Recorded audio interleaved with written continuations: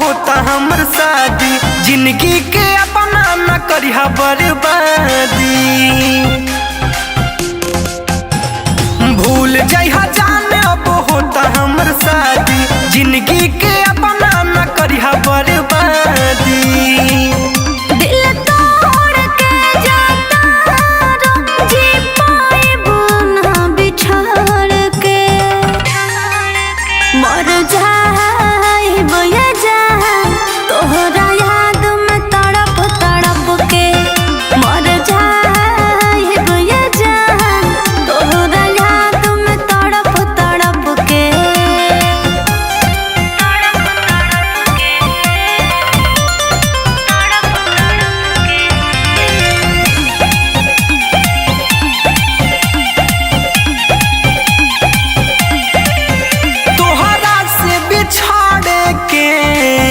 हमरो बाटे गाम हो, इल्जाम न लगावा, बेकसूर बानी हम हो।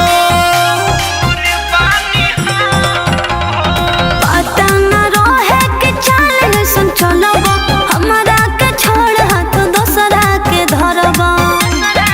तू खुश रह देख के धोखा, हमरा तनी उजाड़ के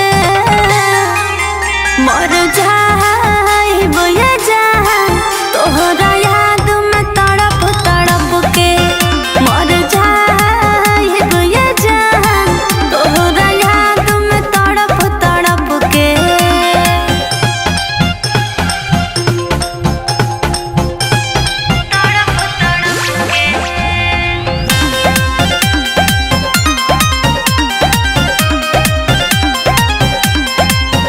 दुश्मन बनल बा लोग घर परिवार के, स्वीकार नइखे करत हमनी के प्यार के।